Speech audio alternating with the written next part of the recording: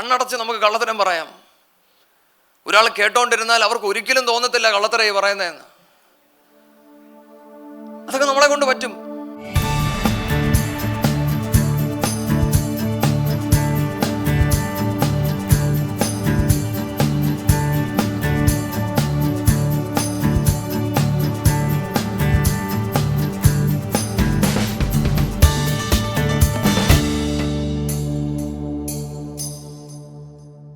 വേഗം നമുക്ക് അല്പനേരത്തെ ചിന്തയ്ക്കായിട്ട് എഫേസ്യർ 5 അതിൻ്റെ 1 വാക്യം വായിക്കാം.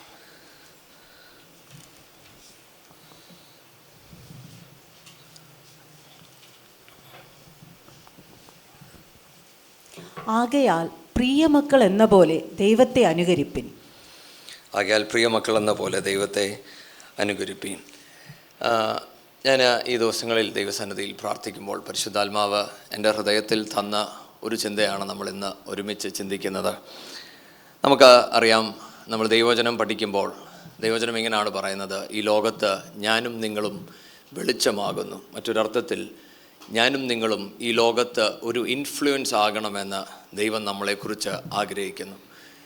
ഇന്നത്തെ കാലഘട്ടം നോക്കിയാൽ നമുക്കറിയാം, നമ്മുടെ കുഞ്ഞുങ്ങളെക്കുറിച്ച് പറയുമ്പോൾ അല്ലെങ്കിൽ നമ്മുടെ ജീവിതം നോക്കിയാൽ ടിവിയും ഡിജിറ്റൽ പ്ലാറ്റ്ഫോംസും ഒക്കെ നമ്മുടെ മുന്നിലുള്ളതുകൊണ്ട് അത് നമ്മളെ സ്വാധീനിക്കുന്ന വഴികൾ വ്യത്യസ്തമാണ്.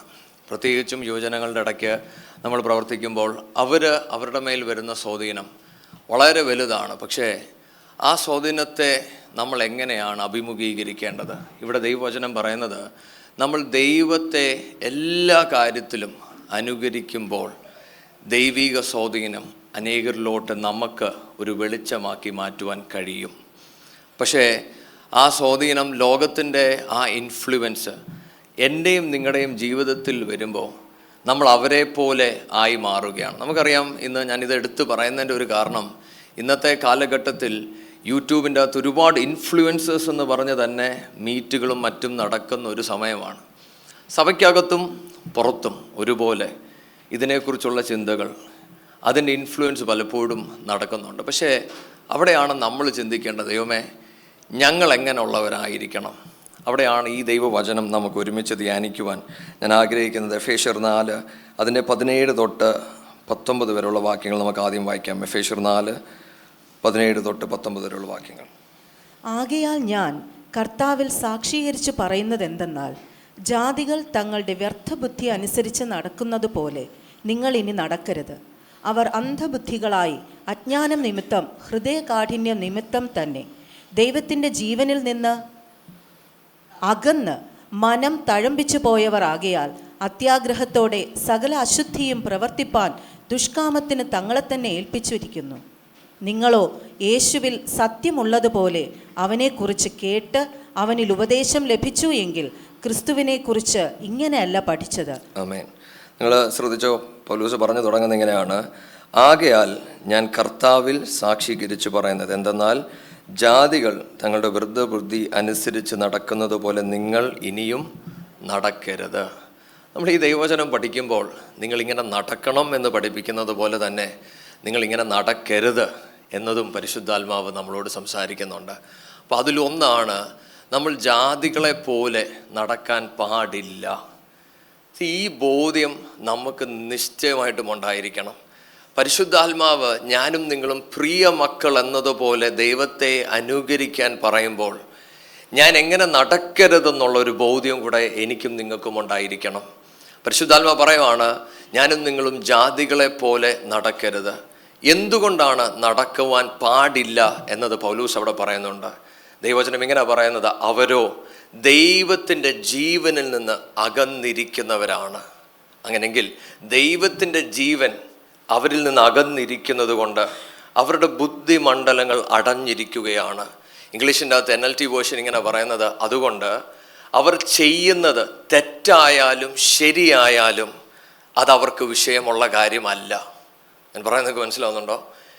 ദൈവത്തിൻ്റെ ജീവൻ അവരിൽ നിന്ന് അല്ലെങ്കിൽ നമ്മളിൽ നിന്ന് അകന്നു പോയാൽ ചിലത് ശരിയെന്നും തെറ്റെന്നൊക്കെ തോന്നിയെന്ന് വരും. പക്ഷേ അതിന് പ്രത്യേകിച്ച് ഉദ്ദേശങ്ങളൊന്നും ഇല്ലാത്തത് കൊണ്ട്, അല്ലെങ്കിൽ എനിക്ക് എൻ്റെ ഇഷ്ടം നടക്കേണ്ടതിന് വേണ്ടി, അത് ശരിയായാലും തെറ്റായാലും കുഴപ്പമില്ലെന്നാണ് പലപ്പോഴും നമ്മൾ വിചാരിക്കുന്നത്. അതുകൊണ്ട് ആ വചനം പറയുന്നത്, നിങ്ങൾ അവരെ പോലെ നടക്കരുത്. കാരണം അവരിൽ ദൈവത്തിൻ്റെ ജീവൻ ഇല്ലാത്തതുകൊണ്ട് നിങ്ങൾ അവരെ പോലെ നടക്കുവാൻ തുടങ്ങിയാൽ, മറ്റൊരിടത്ത് ഇങ്ങനെ പറയുന്നത്, ദൈവത്തിൻ്റെ കോപം നമ്മളിൽ വെളിപ്പെടും. അതുകൊണ്ടാണ് ഇന്ന് നമ്മൾ ഈ വചനം വായിക്കുമ്പോൾ നമ്മളോട് ബുദ്ധി ഉപദേശിക്കേണ്ട ഒരു കാര്യമാണ്, ജാതികളിൽ നിന്ന് ഞാൻ ഒന്നും കണ്ടു പഠിക്കുവാൻ പാടില്ല. കാരണം അവർ പറയുന്നത്, അവർ ചിന്തിക്കുന്നത്, അവർ ചെയ്യുന്നത് അത് ദൈവത്തിൻ്റെ ജീവനിൽ നിന്ന് എന്നെ അകറ്റുന്നതാണ്. ഹല്ലേലൂയ. ആ ദൈവത്തിൻ്റെ ജീവനിൽ നിന്ന് ഞാൻ അകന്നു പോയാൽ ഞാൻ ദൈവ ഇഷ്ടത്തിൽ നിന്ന് അകന്നു പോകും. ദൈവ ഇഷ്ടത്തിൽ നിന്ന് ഞാൻ അകന്നു പോയാൽ ദൈവത്തിൻ്റെ നിത്യതയിൽ ഞാൻ എത്തിച്ചേരുകയില്ല. ഹല്ലേലൂയ. ദൈവമക്കളെ, സ്വാധീനങ്ങൾ നമ്മുടെ ജീവിതത്തിൽ വരാം, പക്ഷേ അതിനെ തിരിച്ചറിയുവാൻ എനിക്കും നിങ്ങൾക്കും കഴിയണം. അതുകൊണ്ടാണ് നമ്മൾ ഇന്ന് നോക്കിയാൽ നമ്മൾ പലപ്പോഴും നമ്മുടെ പല കാര്യങ്ങൾ നമ്മൾ യൂട്യൂബിൽ നിന്ന് പെറുക്കിയെടുക്കുന്നുണ്ട്. അത് കുഞ്ഞുങ്ങളുടെ കാര്യങ്ങളായാലും നമ്മുടെ കാര്യങ്ങളാണേലും ചിലത് നല്ലതാണ്, പക്ഷേ എല്ലാം നല്ലതാണോ എന്ന് നമ്മൾ നിശ്ചയമായിട്ടും ശോധന ചെയ്യണം. ഞാൻ സാധാരണ പറയാറുണ്ട്, നമ്മൾ നല്ലതും ചീത്തയുമായിട്ടുള്ള വ്യത്യാസമല്ല കാണേണ്ടത്, വിശുദ്ധവും നല്ലതുമായിട്ടുള്ള വ്യത്യാസമാണ്. എന്തുകൊണ്ട്? ദൈവവചനം പറയുന്നത്, ഞാനും നിങ്ങളും ദൈവ മക്കളാണ്. അവൻ വിശുദ്ധനായിരിക്കുന്നത് പോലെ നിങ്ങളും വിശുദ്ധരായിരിപ്പീൻ. നമ്മളിത് ഒരു ദൈവവചനം പറഞ്ഞതുകൊണ്ടല്ല, നമ്മുടെ ജീവിതത്തിൽ ഇത് പ്രാവർത്തികമായി കാണണം. അതുകൊണ്ടാണ് അടുത്ത വാക്യം വായിക്കുമ്പോൾ ഇങ്ങനെ പറയുന്നത്, നിങ്ങളോ യേശുവിൽ സത്യമുള്ളതുപോലെ അവനെക്കുറിച്ച് കേട്ട് അവനിൽ ഉപദേശം ലഭിച്ചെങ്കിൽ ക്രിസ്തുവിനെക്കുറിച്ച് ഇങ്ങനെയല്ല പഠിച്ചത്. ശ്രദ്ധിച്ചോ? ഞാൻ ഈ വാക്യം വായിച്ചപ്പോൾ എന്നെ ചിന്തിപ്പിച്ച ഒരു കാര്യം, ക്രിസ്തുവിൽ എനിക്കും നിങ്ങൾക്കും ഉപദേശം ലഭിച്ചാൽ എനിക്കും നിങ്ങളുടെ നടപ്പിന് ഒരു വ്യത്യാസമുണ്ട്. സഭയ്ക്കകത്ത് വരുന്നത് കൊണ്ടോ ബൈബിൾ വായിച്ചത് കൊണ്ടോ പ്രാർത്ഥിച്ചത് കൊണ്ടോ എൻ്റെ ജീവിതത്തിൻ്റെ അകത്ത് വചനം പറയുന്നത് പോലുള്ള വ്യത്യാസങ്ങളില്ല എങ്കിൽ എനിക്ക് ലഭിക്കുന്ന ഉപദേശത്തെ ഞാനൊന്ന് ശോധന ചെയ്ത് നോക്കണം. നമ്മുടെ കുഞ്ഞുങ്ങളെ നമ്മൾ ട്യൂഷന് വിടുമ്പോൾ, നമ്മുടെ കുഞ്ഞുങ്ങൾ ട്യൂഷൻ എന്തിനാണ് നമ്മൾ വിടുന്നത്? അവർക്ക് മാർക്ക് കിട്ടാൻ വേണ്ടിയാ. പക്ഷെ അവർ തിരിച്ചു വന്ന് വിട്ടത് ഒരു 2 സബ്ജക്റ്റിനാണ് ആണെന്ന് ഇരിക്കട്ടെ, അത് പിന്നെയും തോറ്റു പോവാണെങ്കിൽ നമ്മൾ പിന്നെ അവരെ ട്യൂഷന് വിടുവോ? വിടത്തില്ല. പക്ഷെ നമ്മൾ ദൈവവചനം കേൾക്കുമ്പോൾ ഈ വചനം എന്നിൽ ക്രിയ ചെയ്യുന്നുണ്ടോ എന്നും ഇതെനിക്ക് ജീവിക്കാൻ കഴിയുന്നുണ്ടോ എന്നും നമ്മൾ ശോധന ചെയ്ത് നോക്കണം. കാരണം പൗലോസ് ഈ ഭാഗം പഠിപ്പിക്കുമ്പോൾ പൗലോസ് ഇത് പറയുന്നത് എന്തിനാണെന്നറിയാമോ? ഈ നശിച്ച ലോകത്തിൻ്റെ അകത്ത്, അല്ലെങ്കിൽ ദൈവത്തെ അറിയാൻ വയ്യാത്ത ലോകത്ത് ക്രിസ്തുവിനെ അറിയുന്ന സാക്ഷികളായി ഞാനും നിങ്ങളും എങ്ങനെ ജീവിക്കണമെന്നാണ് ഇവിടെ പറയുന്നത്. അതുകൊണ്ടാണ് പൗലോസ് പറയുന്നത്, ക്രിസ്തുവിൽ നിന്ന് ലഭിച്ച ഈ സത്യം അല്ലെങ്കിൽ ഈ ഉപദേശം നിങ്ങളെ ഇങ്ങനെ നടക്കുവാൻ അല്ലല്ലോ പറഞ്ഞു തന്നത്. എങ്ങനെ നടക്കുവാൻ? ജാതികളെ പോലെ. ഹല്ലേലൂയ. ഇത് എഴുതുന്നത് ജാതികളോടല്ല, സഭയിലിരിക്കുന്നവരോട്. ഇത് സഭയിലുള്ളവരോട് പരിശുദ്ധാത്മാവ് ഇത് ദൂത് പറഞ്ഞതിൻ്റെ കാരണം, ജാതികളെ പോലെ നടക്കുന്നവരും ചിന്തിക്കുന്നവരും സഭയ്ക്കകത്തുള്ളത് കൊണ്ടാണ്. ഇന്ന് നമ്മൾ ഈ വചനം ധ്യാനിക്കുമ്പോൾ നമ്മളെ ഒന്ന് ശോധന ചെയ്ത് നോക്കണം. പിതാവേ, എൻ്റെ നടപ്പ് എങ്ങനുണ്ട്? അങ്ങ് ആഗ്രഹിക്കുന്ന നിലവാരത്തിൽ എനിക്ക് നടക്കുവാൻ കഴിയുന്നുണ്ടോ എന്ന് നമ്മളെ ഒന്ന് ശോധന ചെയ്ത് നോക്കണം. അപ്പോൾ ഒന്ന്, ഞാൻ ജാതികളെ പോലെ നടക്കരുത്. പിന്നെ അടുത്ത ചോദ്യം ഇതാണ്, ഞാൻ ജാതികളെ പോലെ നടക്കുവാൻ പാടില്ലെങ്കിൽ ക്രിസ്തുവിൻ്റെ ഉപദേശം ലഭിച്ച ഞാൻ എങ്ങനെ നടക്കണം? അവിടെ പറയുന്നത്, എനിക്കും നിങ്ങൾക്കും ഒരു പഴയ മനുഷ്യനുണ്ട്, അപ്പോൾ തന്നെ ഒരു പുതിയ മനുഷ്യനും ദൈവം നമുക്ക് തന്നിട്ടുണ്ട്. ഈ പഴയ മനുഷ്യനെ കുറിച്ച് പറയുന്നത്, ഇത് നമ്മളെ വഞ്ചിക്കുന്ന മോഹങ്ങളുള്ളതാണ് ഈ പഴയ മനുഷ്യൻ. എന്നാൽ പുതിയ മനുഷ്യനോ ദൈവത്തിനാൽ സൃഷ്ടിക്കപ്പെട്ട, വിശുദ്ധിയും നീതിയാൽ സൃഷ്ടിക്കപ്പെട്ടതാണ് പുതിയ മനുഷ്യൻ. ഇതെന്തിനാ ഇതെടുത്ത് പറയുന്നതെന്നറിയാമോ? കാരണം ഈ ഭൂമിയിൽ ഞാനും നിങ്ങളും ജീവിക്കുമ്പോൾ നമ്മുടെ പഴയ മനുഷ്യന് ഇഷ്ടമുള്ളതാണ് ഈ ലോകം. പഴയ മനുഷ്യൻ കണ്ട് ചെയ്യുവാൻ സാധ്യതയുള്ളതാണ് ഈ ലോകം. എന്നാൽ അവിടെ ദൈവത്തെ അറിഞ്ഞ് ദൈവത്തിനാൽ രക്ഷിക്കപ്പെട്ട ആത്മാവിൻ്റെ ക്രിയ ചെയ്ത എന്നിലും നിങ്ങളിലും ഒരു റെസ്പോൺസിബിലിറ്റി ഉണ്ട്. എന്താണെന്നറിയാമോ? ഈ പഴയ മനുഷ്യനെ ഉരിഞ്ഞു കളയണം. ഇംഗ്ലീഷിൻ്റെ അത് പറയുന്നത് put off the old man എന്ന് പറഞ്ഞാൽ, ഇന്ന് രാവിലെ നിങ്ങൾ ആരാധനയ്ക്ക് വരുമ്പോൾ നിങ്ങൾ രാത്രിയിൽ കിടന്നുറങ്ങിയ ആ വസ്ത്രവും ഇട്ടുകൊണ്ടല്ല വന്നത്. നിങ്ങൾക്കൊരു ചോയ്സ് ഉണ്ട്.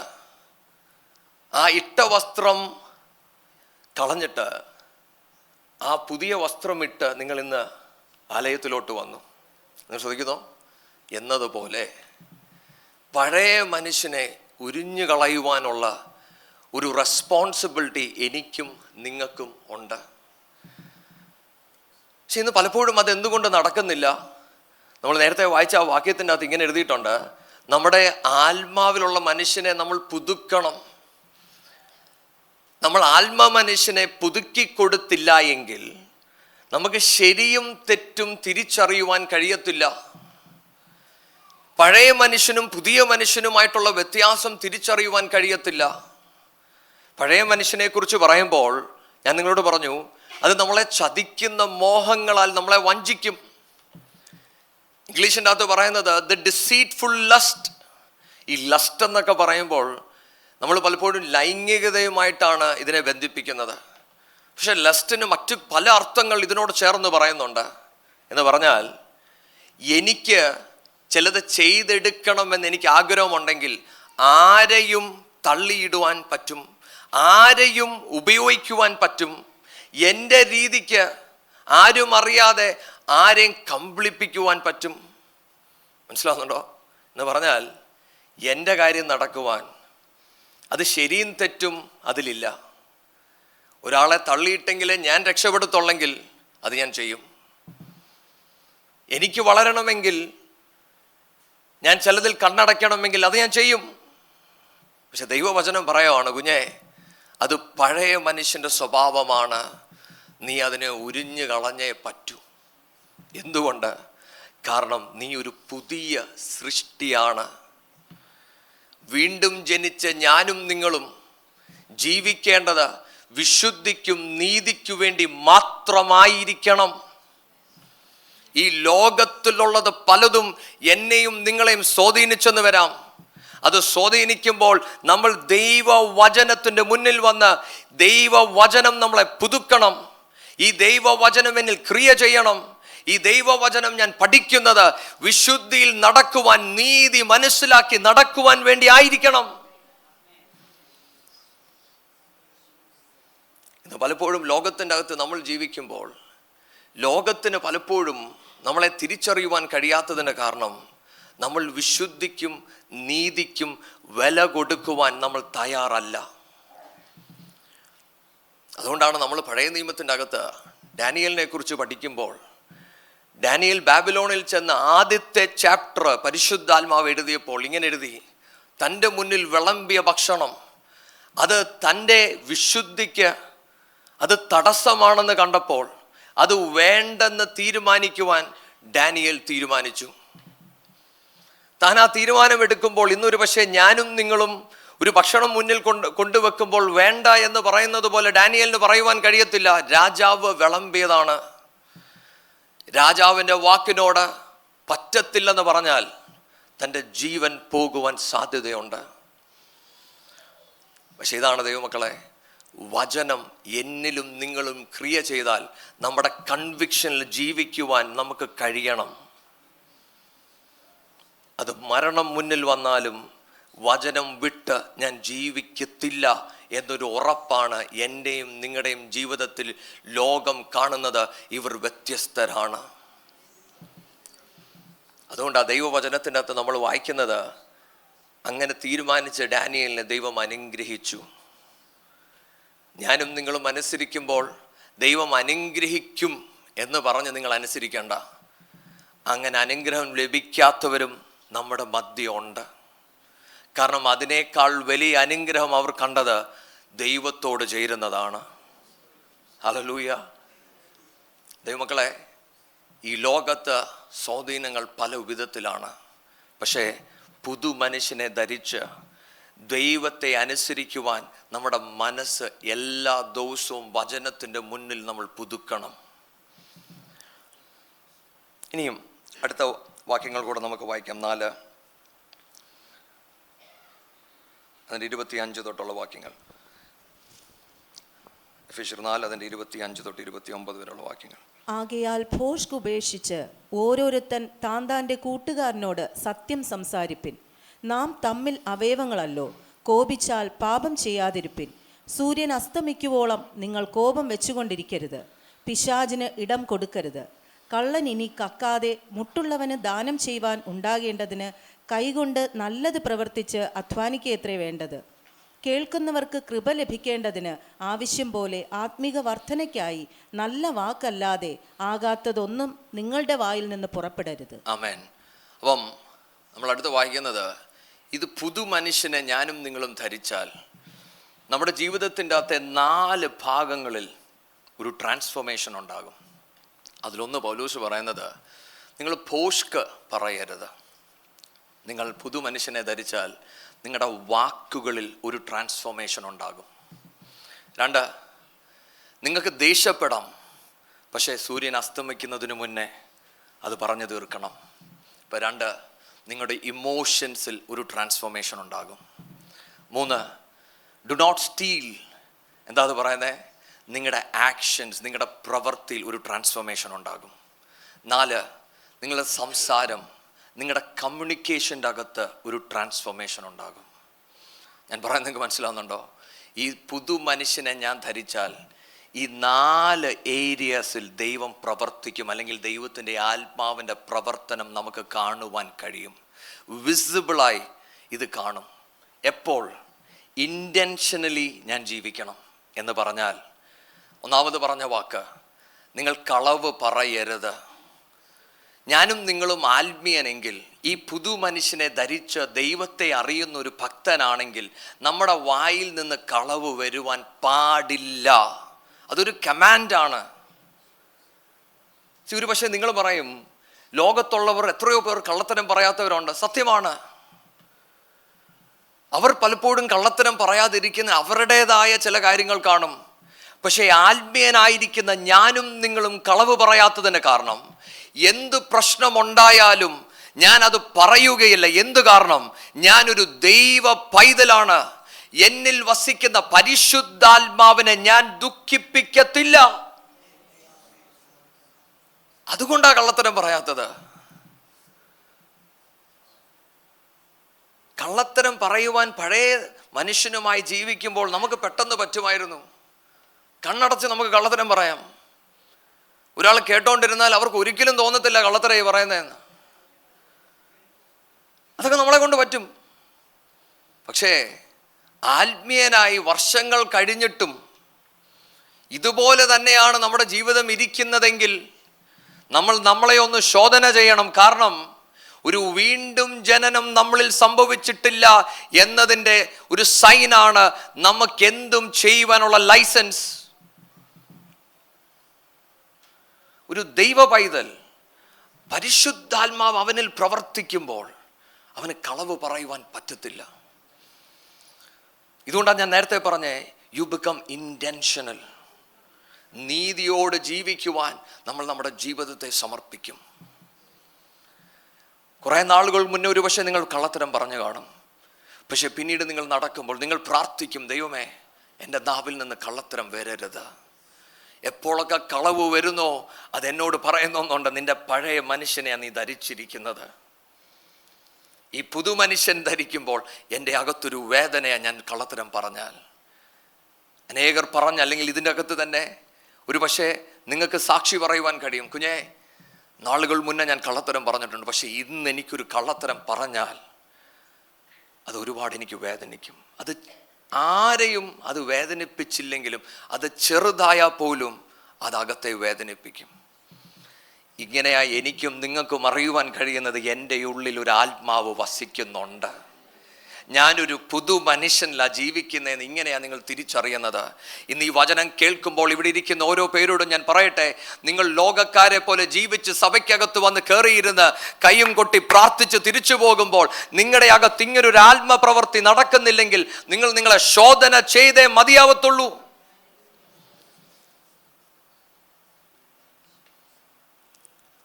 കാരണം നിത്യതയിൽ ഞാനും നിങ്ങളും കാണണമെങ്കിൽ നമ്മളിലൊരു ആത്മപ്രവൃത്തി നടക്കണം.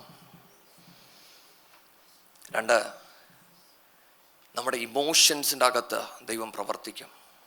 നമുക്ക് ദേഷ്യപ്പെടാം. നമുക്ക് ഇമോഷൻസ് ഒക്കെ ദൈവം തന്നത് എന്തിനാണ്? ദൈവത്തെ അറിയുവാൻ വേണ്ടിയാണ്. ദൈവിക ദേശം നമ്മളിൽ വെളിപ്പെടും, ദൈവിക സ്നേഹം നമ്മളിൽ വെളിപ്പെടും.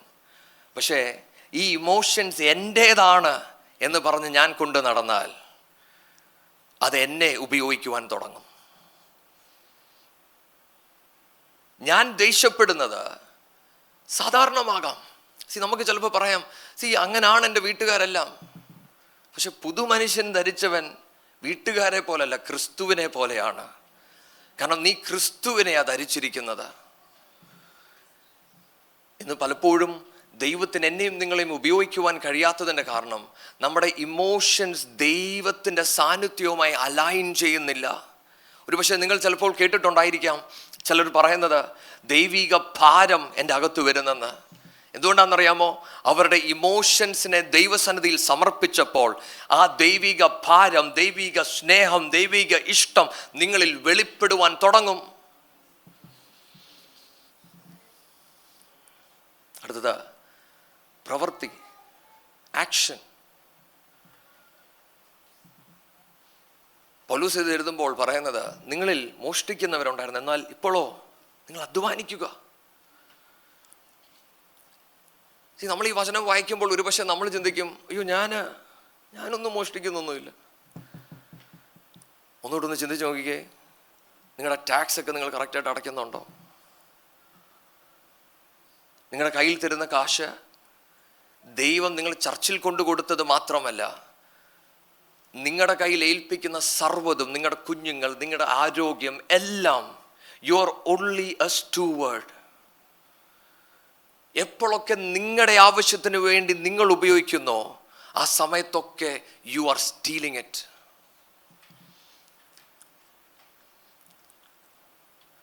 ദൈവമക്കളെ, നമുക്ക് ഈ ബോധ്യം നമ്മുടെ അകത്തുണ്ടായിരിക്കണം. പുതു മനുഷ്യനെ ധരിച്ച എനിക്കും നിങ്ങൾക്കും ഈ ബോധ്യങ്ങൾ ഉണ്ടാകണം.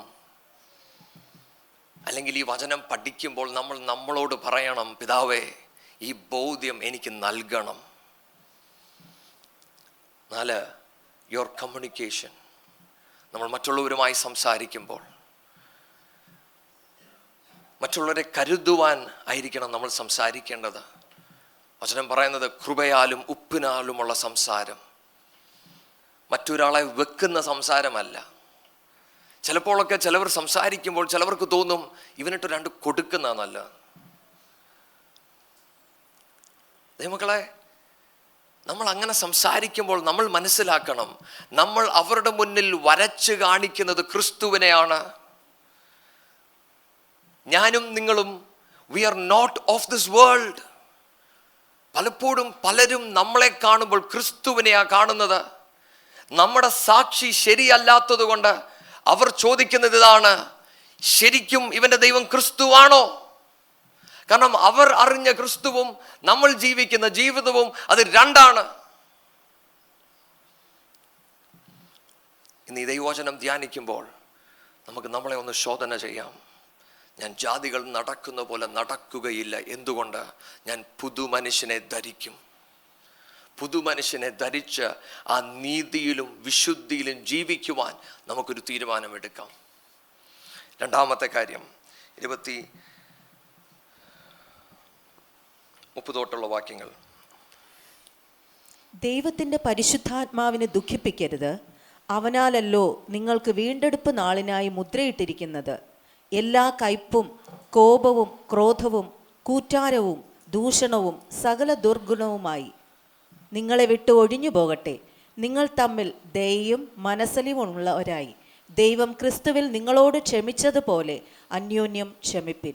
അപ്പോൾ രണ്ടാമത്തെ കാര്യം, ദൈവത്തിൻ്റെ പരിശുദ്ധാത്മാവിനെ ദുഃഖിപ്പിക്കരുത്.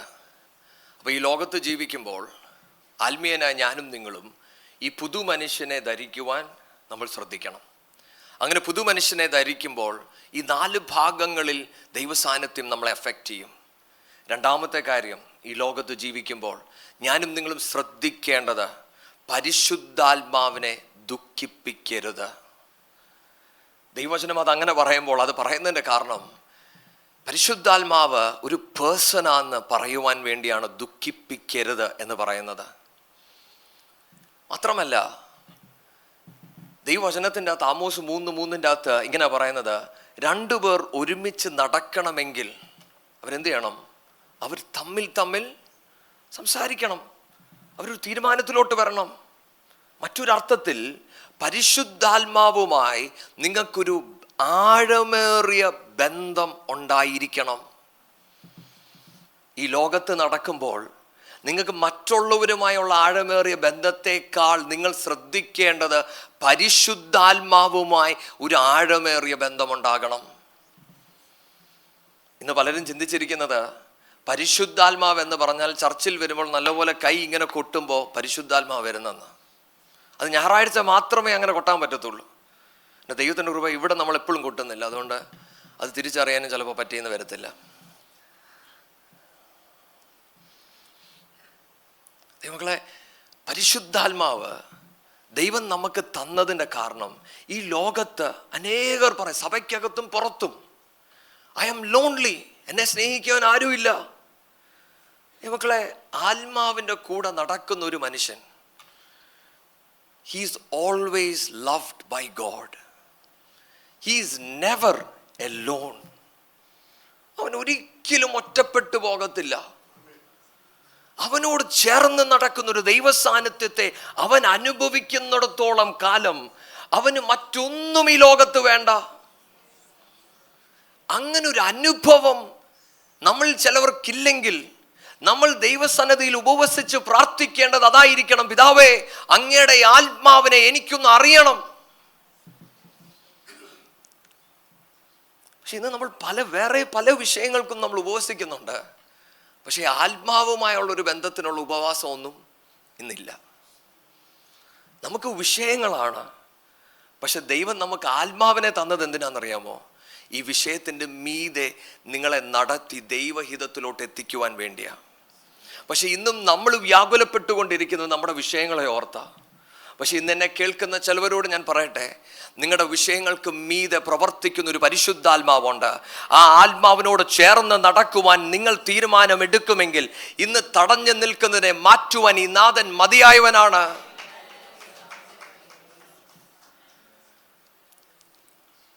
പക്ഷെ നമ്മൾ പ്രാർത്ഥിക്കണം, നമ്മൾ ദൈവസന്നിധിയിൽ കണ്ണുനീരോട് പ്രാർത്ഥിക്കണം. അപ്പം എനിക്ക് ആത്മാവ് വേണം, ഇതില്ലാതെ ഞാൻ പോകത്തില്ല. ചില സമയത്ത് നമ്മുടെ കുഞ്ഞുങ്ങളെക്കുറിച്ച് പഠിച്ചു വളർന്ന് കുറച്ച് വന്ന പിള്ളേർ നമ്മൾ പറയും, അവനൊരു ജോലി കിട്ടേണ്ടത് അത്യാവശ്യമാണ് എന്നതുപോലെ നീ ഒരു ആത്മീയനാകണമെങ്കിൽ നിനക്ക് ആത്മാവ് അത്യാവശ്യമാണ്. ആത്മാവില്ലാതെ നീ ഒരിക്കലും ഒരു ആത്മീയനാകത്തില്ല. ഈ ബോധ്യം നമ്മുടെ അകത്തുണ്ടായിരിക്കണം.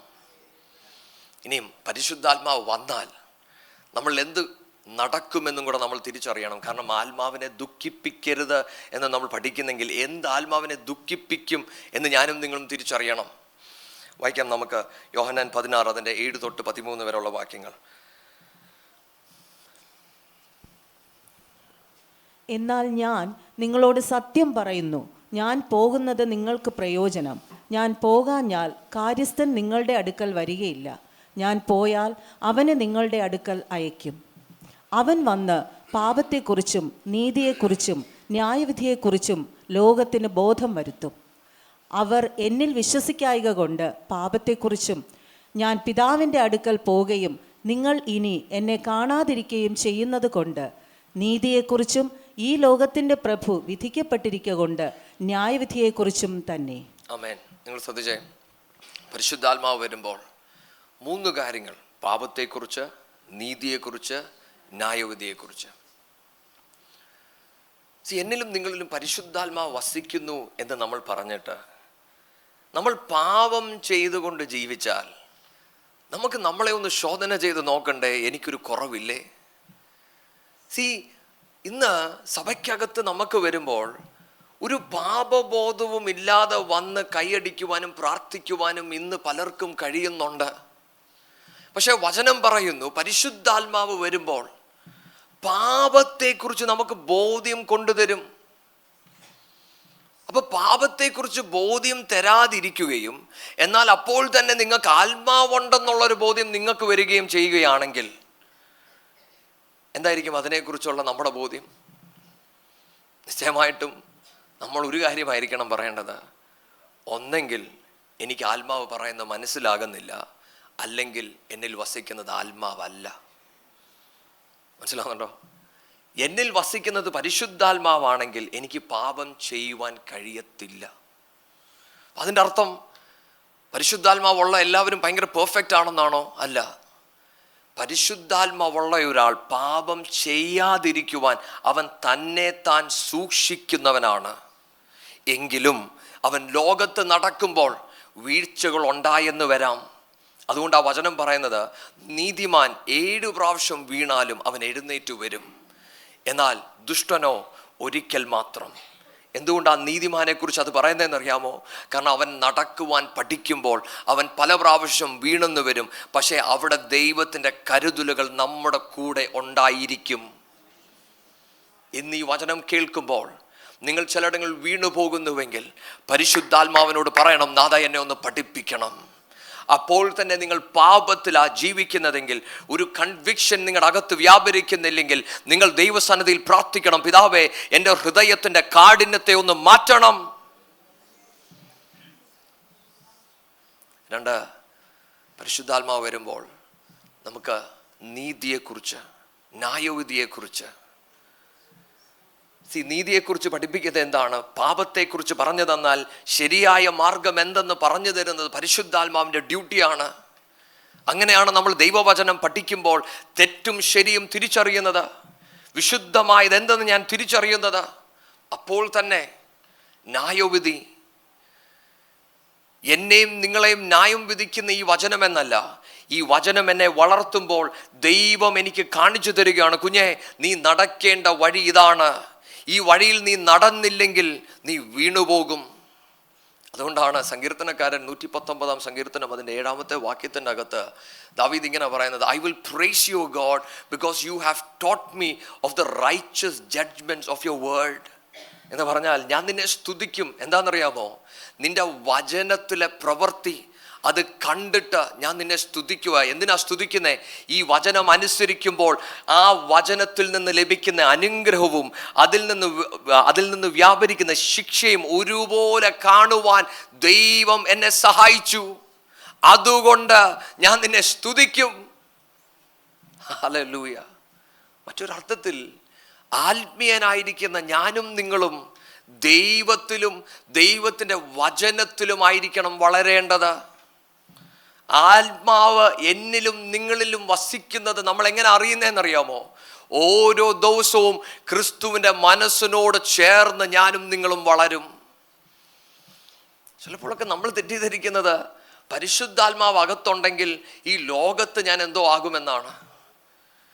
ആത്മാവുള്ള ഒരു മനുഷ്യന് അവൻ ലോകത്ത് എന്തായാലും ആയില്ലെങ്കിലും അവൻ ആഗ്രഹം ഒന്നേ ഉള്ളൂ, ക്രിസ്തുവിൻ്റെ മനസ്സ് അറിഞ്ഞ് ദൈവ ഇഷ്ടം ചെയ്യുക മാത്രമാണ് അവൻ്റെ ലക്ഷ്യം.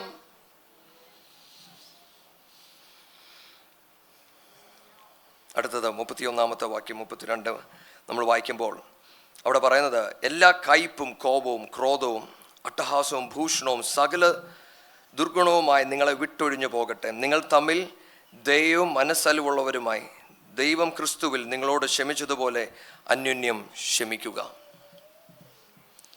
അപ്പോൾ പരിശുദ്ധാത്മാവ് എന്നിലുണ്ടെങ്കിൽ ഈ പരിശുദ്ധാത്മാവ് എനിക്ക് പാപത്തെക്കുറിച്ച്, നീതിയെക്കുറിച്ച്, ന്യായവിധിയെക്കുറിച്ചൊക്കെ പറഞ്ഞു തരുമ്പോൾ തന്നെ എനിക്ക് പരിശുദ്ധാത്മാവിനെ അറിയുകയും പരിശുദ്ധാത്മാവിന് വേദന അല്ലെങ്കിൽ പരിശുദ്ധാത്മാവിനെ ഗ്രീവ് ചെയ്യുന്നത് എന്താണെന്ന് ഞാൻ തിരിച്ചറിയുവാൻ തുടങ്ങും. അതവിടെ പറയുന്നത്, എന്നിൽ ബിറ്റർനെസ്, ക്രോധം, ഇങ്ങനെയുള്ള സ്വഭാവങ്ങൾ എന്നിലുണ്ടെങ്കിൽ അത് ആത്മാവിനെ എന്തു ചെയ്യും? ഗ്രീവ് ചെയ്യും. അപ്പോൾ പരിശുദ്ധാത്മാവിനെ ഗ്രീവ് ചെയ്യാതിരിക്കുവാൻ വേണ്ടി എൻ്റെ ജീവിതത്തെ ഞാൻ ക്രമീകരിക്കണം. അവിടെയാണ് അടുത്ത വാക്യം എഴുതിയിരിക്കുന്നത്, നിങ്ങൾ തമ്മിൽ ദയയും മനസ്സാല്യമുള്ളവരും ക്രിസ്തുവിൽ ക്ഷമിക്കുവാനുള്ള മനസ്സ് നിങ്ങൾക്കുണ്ടായിരിക്കണം. ഇംഗ്ലീഷിൻ്റെ അകത്ത് കുറച്ചുകൂടെ നല്ലപോലെ എഴുതി വെച്ചിരിക്കുന്നത്, യു ബിക്കം ടെൻഡർ ഹാർട്ടഡ് എന്നാണ് എഴുതിയിരിക്കുന്നത്. ടെൻഡർ ഹാർട്ടഡ് എന്ന് പറഞ്ഞാൽ you become sensitive to the Holy Spirit. ഇങ്ങനെ വചനം കേൾക്കുന്ന ഓരോ പേരോട് ഞാൻ ചോദിക്കട്ടെ, നിങ്ങൾക്ക് ഈ പരിശുദ്ധാത്മാവിനെ ഇതുപോലെ അറിയാമോ? ലോകത്തിൻ്റെ സ്വാധീനം നിങ്ങളിൽ നിങ്ങളുടെ കുഞ്ഞുങ്ങളിലും വെളിപ്പെടുന്നു എന്ന് നിങ്ങൾക്ക് തോന്നുമ്പോൾ നിങ്ങൾ ചോദിക്കേണ്ട ഒരു ചോദ്യമുണ്ട്, ശരിക്കും ആത്മാവുമായി നിങ്ങൾ നടക്കുന്നുണ്ടോ? കാരണം ഞാനും നിങ്ങളും ആത്മാവിൽ നടക്കുവാൻ തുടങ്ങിയാൽ ഈ ലോകത്തിലുള്ളതൊന്നും ആരെയും സ്വാധീനിക്കത്തില്ല. കാരണം അതിനേക്കാൾ ഒരു വലിയ ശക്തിയാണ് നമ്മുടെ മേൽ വ്യാപരിക്കുന്നത്. പക്ഷെ അതിൽ നടക്കുവാൻ നമുക്ക് ഇൻറ്റൻഷനലി നമ്മൾ തീരുമാനിക്കണം. നമ്മുടെ കൂടെ നടക്കുന്ന ഈ പരിശുദ്ധാത്മാവിനെ നമ്മൾ എല്ലാ ദിവസവും ഇൻറ്റൻഷനലി പറയണം, അപ്പാ you have to help me. ദൈവ ഇഷ്ടം മനസ്സിലാക്കുവാനും ദൈവ ഇഷ്ടം ചെയ്യുവാനും ദൈവം എൻ്റെ മേലൊരു കൃപ തരണം. ഇങ്ങനെ നമ്മൾ പ്രാർത്ഥിക്കുമെങ്കിൽ ഈ ലോകത്തിൻ്റെ സ്വാധീനം നമ്മളെ സ്പർശിക്കാതെ ദൈവ ഇഷ്ടം ചെയ്യുവാൻ ദൈവം നമ്മളെ സഹായിക്കും. Hallelujah, hallelujah. അടുത്ത വാക്യം കൂടെ വേഗം ഞാൻ വായിച്ചിട്ട് അവിടെ നിന്ന് മാറാം. ഗലാത്യർ 5 അതിൻ്റെ 4 വരെയുള്ള വാക്യങ്ങൾ കൂടെ വായിക്കാം. 1 അതിൻ്റെ 4 വരെയുള്ള വാക്യങ്ങൾ.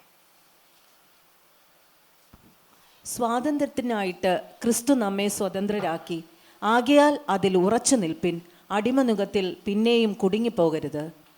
നിങ്ങൾ പരിച്ഛേദനയേറ്റാൽ എഫേസ്യർ 5 അതിൻ്റെ 1 തൊട്ട് 4 വരെയുള്ള വാക്യങ്ങൾ. ആകയാൽ പ്രിയ മക്കൾ എന്ന പോലെ ദൈവത്തെ അനുകരിപ്പിൻ.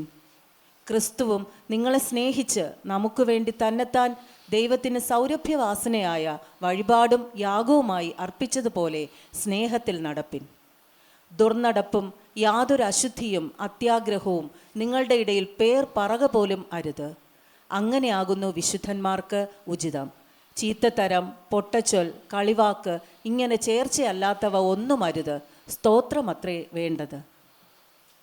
അടുത്ത വാക്യം കൂടെ. ദുർനടപ്പുകാരൻ, അശുദ്ധൻ, വിഗ്രഹാരാധിയായ ദ്രവ്യാഗ്രഹി ഇവർക്കാർക്കും ക്രിസ്തുവിൻ്റെയും ദൈവത്തിൻ്റെയും രാജ്യത്തിൽ അവകാശമില്ല എന്ന് നിങ്ങൾ അറിയുന്നുവല്ലോ. വ്യർത്ഥവാക്കുകളാൽ ആരും നിങ്ങളെ ചതിക്കരുത്. ഈ വക നിമിത്തമല്ലോ ദൈവകോപം അനുസരണം കെട്ടവരുടെ മേൽ വരുന്നു. ആമേൻ.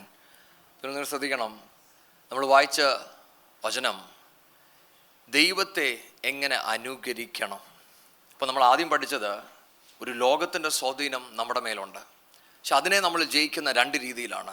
പുതിയ മനുഷ്യനെ ധരിച്ചു, പരിശുദ്ധാത്മാവുമായി നമ്മൾ കൂടെ നടക്കുന്നു. അങ്ങനെ നടക്കുന്ന എന്നെയും നിങ്ങളെയും പരിശുദ്ധാത്മാ പറയുവാണ്, പ്രിയ മക്കൾ എന്ന പോലെ ദൈവത്തെ എല്ലാത്തിലും അനുകരിക്കുക. അപ്പം നമുക്കിത് കേൾക്കുമ്പം നമുക്ക് പെട്ടെന്ന് പറഞ്ഞു തീർക്കാൻ പറ്റും, അതെ ഞാൻ ദൈവത്തെ എല്ലാത്തിലും അനുകരിക്കുന്നുണ്ട്. പക്ഷേ പൗലോസ് പരിശുദ്ധാത്മാവിനാൽ പറഞ്ഞു തരികയാണ്, ആ അനുകരിക്കുന്നത് എന്തൊക്കെ വിഷയങ്ങളിലായിരിക്കണം. ഒന്നാമത്തെ കാര്യം, നിങ്ങൾ സ്നേഹത്തിൽ നടക്കുക. അപ്പോൾ വാക്ക് ഇൻ ലവ്. ഇത് നമ്മൾ വായിക്കുമ്പോൾ നമുക്കറിയാം, ഇന്ന് സ്നേഹം എന്ന് പറഞ്ഞ വാക്ക് നമുക്ക് തന്നെ ചില സമയത്ത് മനസ്സിലാകത്തില്ല. കാരണം ഞാൻ ദൈവത്തെ സ്നേഹിക്കുന്നു, എനിക്ക് ഫ്രൈഡ് റൈസ് ഇഷ്ടമാണ്, എനിക്ക് കാർ ഇഷ്ടമാണ്, ഇതെല്ലാം ഒരേ വാക്ക് തന്നെയാണ്. അപ്പം ഇത് നമുക്ക് അങ്ങോട്ടും ഇങ്ങോട്ടും മനസ്സിലാക്കുവാൻ കഴിയത്തില്ല. അതുകൊണ്ടാണ് പരിശുദ്ധാത്മാവ് എഴുതിയപ്പോൾ അവിടെ ഇങ്ങനെ എഴുതി വെച്ചു, ക്രിസ്തു നിങ്ങളെ സ്നേഹിച്ച് നമുക്ക് വേണ്ടി തന്നെ താൻ ദൈവത്തിന് സൗരഭ്യവാസനയായി വഴിപാടും യാഗവുമായി അർപ്പിച്ചതുപോലെ സ്നേഹത്തിൽ നടക്കുവിൻ. അപ്പോൾ നമ്മൾ ഈ ലോകത്തിൽ കാണുന്ന സ്നേഹവുമായിട്ടായിരിക്കരുത് നമ്മൾ നടക്കേണ്ടത്. ആരാണ് നമ്മുടെ റോൾ മോഡൽ? ക്രിസ്തു. എന്താണ് ക്രിസ്തു ചെയ്തത്? തന്നെ താൻ എനിക്കും നിങ്ങൾക്കും ഒരു യാഗമായി, വെറും യാഗമായി തന്നതല്ല, പിതാവിന് ഒരു സൗരഭ്യവാസനയായി. എന്ന് പറഞ്ഞാൽ എൻ്റെയും നിങ്ങളുടെയും ജീവിത ഈ യാത്രയ്ക്കകത്ത് എങ്ങനെ നമ്മൾ സ്നേഹത്തോട് നടക്കുന്നതെന്നറിയാമോ? നമ്മുടെ ജീവിതം ഒരു യാഗമായിരിക്കണം. അത് പിതാവിൻ്റെ ഇഷ്ടം എന്ത് എന്ന് തിരിച്ചറിഞ്ഞ് അതിനനുസരിച്ച് വേണം നടക്കുവാൻ. പക്ഷെ ഇത് പറഞ്ഞു തന്ന പൗലോസ് അടുത്ത വാക്യം നമ്മൾ വായിക്കുമ്പോൾ അവിടെ പറഞ്ഞു തുടങ്ങുന്നത് ദുർനടപ്പ് നമ്മൾ കേൾക്കുവാൻ പാടില്ല. അപ്പം ആ വാക്യങ്ങൾ നമ്മൾ വായിച്ചാൽ അവിടെ പൗലോസ് ആംപ്ലിഫൈ ചെയ്യുന്ന ഒരു കാര്യം എന്താണെന്നറിയാമോ? ലൈംഗികമായ വിശുദ്ധി, സെക്ഷൽ പ്യൂരിറ്റി. സഭയ്ക്കകത്ത് ഇത് ആത്മാവ് പറയുവാണ്, പരിശുദ്ധാത്മാവ് പറയുവാണ്, നിങ്ങളിൽ ഈ വക കാര്യങ്ങൾ കേൾക്കുവാൻ പോലും പാടില്ല. എന്തുകൊണ്ട്? നിങ്ങൾ ദൈവസ്നേഹം നിറഞ്ഞ് നടക്കുന്നവരായിരിക്കണം. എന്ന് പറഞ്ഞാൽ ലോകത്തിലുള്ള ആൾക്കാർ അവർ പലതും ചെയ്തെന്നും കാണിച്ചെന്നും വരും. പക്ഷെ അത് കണ്ട് നിങ്ങൾ വീണു പോകരുത്. നിങ്ങൾ ക്രിസ്തുവിൻ്റെ പൈതലാണെന്നുള്ള തിരിച്ചറിവ് മാത്രമല്ല, നിങ്ങൾ ക്രിസ്തുവിനെ സ്നേഹിക്കുന്നത് കൊണ്ടും നിങ്ങൾ ദൈവത്തിൻ്റെ ആലയമാകിയാൽ നിങ്ങൾ നിങ്ങളെ തന്നെ സൂക്ഷിക്കണം. 1 കൊരിന്ത്യരിനകത്ത് പൗലോസ് പറയുന്നത് ഫ്ലീ ഫ്രം ഫോർണിക്കേഷൻ. റെസിസ്റ്റ് അല്ല, ഫ്ലീ. അവിടുന്ന് ഓടണം. സെക്ഷൽ പ്യൂരിറ്റി എന്നിലും നിങ്ങളിലും കാണണമെങ്കിൽ നമ്മൾ അവിടെ നിന്ന് ഓടണം. എനിക്കറിയാം പലരും എന്നെ നോക്കുന്ന കാണുമ്പം, മോനെ നീ എന്താ ഈ സഭയ്ക്കകത്ത് ഇത് പറയേണ്ട ആവശ്യമില്ലല്ലോ, നമ്മൾ വിശുദ്ധന്മാരല്ലേ. പക്ഷെ നിങ്ങൾ മനസ്സിലാക്കണം, ലോകം ഇന്ന് ഡിജിറ്റൽ പ്ലാറ്റ്ഫോമിൽ കൂടെ, ടി വിയിൽ കൂടെ ഇതെത്ര തുറന്ന് കാണിക്കുമ്പോൾ നമ്മൾ ഈ ഭാഗങ്ങൾ തൊടാത്തത് കൊണ്ട് തന്നെ സഭയ്ക്കകത്തിരിക്കുന്നവർക്കും ശരിയേത് തെറ്റേതെന്ന് തിരിച്ചറിയുവാൻ കഴിയുന്നില്ല. ദൈവമക്കളെ, വിശുദ്ധമായത് എന്ത് എന്ന് നമ്മൾ തിരിച്ചറിയണം. പൗലോസ് ഇത് അവിടെ എഴുതുമ്പോൾ 3 കാര്യങ്ങളാണ് പൗലോസ് പറയുന്നത്. Fornication, uncleanness, കോവച്ചസ്നെസ്. അൺക്ലീൻനെസ് എന്ന് പറയുന്നത്, ഇന്ന് നമ്മൾ ടി വിക്കകത്ത് പല കാര്യങ്ങൾ കാണുന്നുണ്ട്. നമ്മൾ ഇന്ന് വന്ന ഒരു കാലഘട്ടം എന്താണെന്ന് ചോദിച്ചാൽ, കാണുന്ന പലതും അത് പലപ്പോഴും നമ്മുടെ മനസ്സിനെ കൺവിക്റ്റ് ചെയ്യുമ്പോഴും അത് ഇന്ന് തുറന്ന് 1, 2, 3 പ്രാവശ്യം കാണുമ്പോൾ പിന്നെ അതിനോടുള്ള കൺവിക്ഷൻ അങ്ങ് മാറി. കാരണം ആയിരങ്ങൾ ലക്ഷങ്ങൾ കാണുകയാ. മനസ്സിലാവുന്നുണ്ടോ? അപ്പോൾ നമ്മൾ പ്രാർത്ഥിക്കേണ്ടത്, ദൈവമേ കൺവിക്ട് മീ. നമ്മുടെ നടപ്പ് വിശുദ്ധമായിരിക്കണം.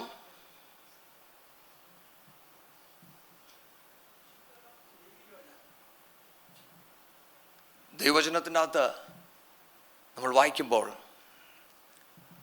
ഇങ്ങനെയാണ് എഴുതിയിരിക്കുന്നത്, നിങ്ങൾ ഇതിൽ നിന്നൊക്കെ മാറി നടക്കണം, വിട്ടോടുക. Flee from all of these things. അപ്പോൾ ഒന്നാമത്തെ കാര്യം, ദൈവസ്നേഹത്തിൽ നമ്മൾ നടക്കണം. രണ്ടാമത്തേത് 8 തൊട്ടുള്ള വാക്യങ്ങൾ.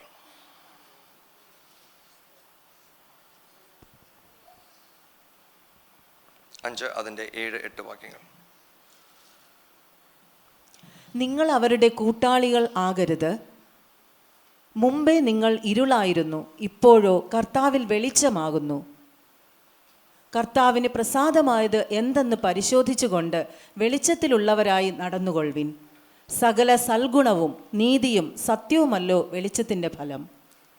ഇരുട്ടിൻ്റെ നിഷ്ഫല പ്രവൃത്തികളിൽ കൂട്ടാളികളാകരുത്, അവയെ ശാസിക്കയത്രേ വേണ്ടത്. അവർ ഗൂഢമായി ചെയ്യുന്നത് പറവാൻ പോലും ലജ്ജയാകുന്നു. അവയെ ശാസിക്കുമ്പോഴോ സകലത്തെയും കുറിച്ച് വെളിച്ചത്താൽ ബോധം വരും. ബോധം വരുന്നതെല്ലാം വെളിച്ചം പോലെ തെളിവല്ലോ. അതുകൊണ്ട് മതി. അവിടെ നമ്മൾ വായിക്കുന്നത് നിങ്ങൾ ശ്രദ്ധിക്കണം. നിങ്ങൾ അവരുടെ കൂട്ടാളികളാകരുത്. മുമ്പേ നിങ്ങൾ ഇരുളായിരുന്നു, ഇപ്പോഴോ കർത്താവിൽ വെളിച്ചം ആകുന്നു. ഇപ്പം നമ്മൾ വെളിച്ചമാകുന്ന എങ്ങനെയാണ്? കർത്താവിൽ വെളിച്ചമാകുന്നു. നമുക്കൊരു വെളിച്ചമില്ല, നമ്മൾ ക്രിസ്തുവിൽ വസിക്കുന്നത് കൊണ്ട് നമ്മൾ ആ വെളിച്ചമാണ് ഈ ലോകത്ത് നമ്മൾ കാണിക്കുന്നത്. അപ്പോൾ 1 സ്നേഹത്തിൽ നടക്കുക, 2 വെളിച്ചത്തിൽ നടക്കുക. അപ്പോൾ ദൈവത്തെ അനുകരിക്കുക എന്നതിൻ്റെ അർത്ഥം വെളിച്ചത്തിൽ ഞാനും നിങ്ങളും നടക്കണം. അതുകൊണ്ടാണ് 1 യോഹന്നാൻ്റെ അകത്ത് ഇങ്ങനെ പറയുന്നത്, നിങ്ങൾ വെളിച്ചത്തിൽ നടക്കുന്നുവെങ്കിൽ ദൈവവുമായി നിങ്ങൾക്കൊരു ബന്ധമുണ്ട്. There is a fellowship. ദൈവമക്കളെ, ഞാനും നിങ്ങളും വെളിച്ചത്തിൽ നടക്കുക എന്നതിൻ്റെ അർത്ഥം ദൈവവുമായി നമുക്കൊരു ആഴമേറിയ ബന്ധമുണ്ട്. അതിൽ നിന്നാണ് ഈ വെളിച്ചം വെളിപ്പെടുന്നത്. ഇത് എൻ്റെയും നിങ്ങളുടെയും വെളിച്ചമല്ല, ക്രിസ്തുവിൻ്റെ വെളിച്ചം. അത് ലോകത്തിന് കാണുവാൻ തക്കവണ്ണം അത് വെളിപ്പെട്ടു വരും. അടുത്തത് അവിടെ എഴുതുന്നത്, ഈ വെളിച്ചത്തിൽ ഞാനും നിങ്ങളും നടക്കുകയാണെങ്കിൽ നമ്മൾ ഫലം കായ്ക്കും. ദൈവമക്കളെ, ഞാൻ വെളിച്ചത്തിലാണെന്ന് ഞാൻ പറഞ്ഞുകൊണ്ട് നടക്കുകയല്ല. എന്നെ കാണുന്നവർക്ക് ആ ഫലം കാണത്തക്കവണ്ണം ദൈവം അത് വെളിപ്പെടുത്തും. ഹല്ലേലൂയ. ഞാനും നിങ്ങളും ലോകത്ത് ജീവിക്കുമ്പോൾ നമ്മുടെ പ്രാർത്ഥന അതായിരിക്കണം, പിതാവേ, എന്നിൽ നിന്നും ഈ വെളിച്ചത്തിൻ്റെ ഫലം വെളിപ്പെട്ടു വരണം. 3, അവിടെ എഴുതിയിരിക്കുന്നത് പ്രൂവ് വാട്ട് ഈസ് അക്സെപ്റ്റബിൾ. വെളിച്ചത്തിൽ നടക്കുക എന്നതിൻ്റെ അർത്ഥം കേൾക്കുന്ന എല്ലാം കാണുന്നതെല്ലാം ശരിയാണെന്നല്ല. ഞാൻ എല്ലാം ശോധന ചെയ്ത് നോക്കണം. ഇത് വെളിച്ചത്തിൽ നിന്ന് തന്നെയാണോ, ഇത് ദൈവത്തിൽ നിന്ന് തന്നെയാണോ? കാരണം ഇരുട്ടിൻ്റെ മധ്യയാണ് ഞാനും നിങ്ങളും ജീവിക്കുന്നത്. അതുകൊണ്ടാണ് നമ്മൾ കേൾക്കുന്നത്, നമ്മൾ കാണുന്നതിനെ നമ്മൾ പ്രൂവ് ചെയ്ത് നോക്കണം. അതുകൊണ്ടാണ് പൗലോസ് എഴുതിയപ്പോൾ ഇങ്ങനെ എഴുതിയത്, നമ്മൾ വെളിച്ചത്തിൽ ജീവിക്കുമ്പോൾ ഇരുട്ടുള്ളതൊക്കെ വെളിപ്പെടുത്തുവാൻ ഈ വെളിച്ചത്തിന് കഴിയും. ഹല്ലേലൂയ. മറ്റൊരർത്ഥത്തിൽ ചിലതൊന്നും നമുക്ക് മനസ്സിലായില്ലെങ്കിൽ നമ്മൾ ദൈവത്തോട് ചോദിക്കണം, പിതാവേ, ദൈവിക വെളിച്ചത്തിനാൽ ഈ സത്യം കാണുവാൻ എനിക്ക് മേലൊരു കൃപ പകർന്നു തരണം. അങ്ങനെ ചിലപ്പോൾ പ്രാർത്ഥിക്കുമ്പോഴാണ് നമുക്കതിൻ്റെ അകത്തെ തെറ്റുകൾ തിരിച്ചറിയുവാൻ കഴിയുന്നത്. അപ്പം രണ്ടാമത്തെ കാര്യം, നമ്മൾ വെളിച്ചത്തിൽ നടക്കുക. 3, അവിടെ എഴുതിയിരിക്കുന്നത് വാക്ക് വിത്ത് പർപ്പസ്. വേഗം ഞാൻ ആ ഭാഗം പറഞ്ഞു പോകാം. സമയം അല്പമായതുകൊണ്ട് ദൈവഹിതം എന്ത് എന്ന് തിരിച്ചറിഞ്ഞുകൊണ്ട് നിങ്ങൾ നടക്കുക എന്നാ പറയുന്നത്. എന്താണ് ഞാൻ തിരിച്ചറിയേണ്ടത്? എന്നെക്കുറിച്ചുള്ള ദൈവഹിതം എന്താണ്? എന്നെ വിളിച്ച വിളി എന്താണ്? അല്പമേ നമ്മുടെ മുന്നിൽ സമയമുള്ളൂ. ആ സമയത്തിന് മുന്നേ ദൈവത്തിന് എന്നെ ഒരുക്കുവാൻ ഞാൻ എന്നെ തന്നെ സമർപ്പിക്കണം. തീർന്നില്ല, ഞാൻ ക്രിസ്തുവിനെ പോലെ ആയിത്തീരുമ്പോൾ തന്നെ എന്നെ ഏൽപ്പിച്ചതൊക്കെ ചെയ്യുവാൻ നമുക്ക് കഴിയണം. ഹല്ലേലൂയ. ഇന്ന് നമ്മൾ ഈ വചനം ധ്യാനിച്ച് നിർത്തുമ്പോൾ നമ്മുടെ അകത്തെ പ്രാർത്ഥന ഇതാകട്ടെ, പിതാവേ, പിതാവിനെ അനുകരിക്കുവാൻ എൻ്റെ മേലൊരു കൃപ പകർന്നു തരണം. അപ്പോൾ ആ സ്നേഹത്തിൽ, വെളിച്ചത്തിൽ, പർപ്പസ്, ആ ഉദ്ദേശം, ആ ലക്ഷ്യം തിരിച്ചറിഞ്ഞ് ജീവിക്കുവാൻ ദൈവം എൻ്റെ മേൽ കൃപ തരണമെന്ന് പ്രാർത്ഥിച്ചുകൊണ്ട് ഞാൻ ഈ വാക്ക് അവസാനിപ്പിക്കും.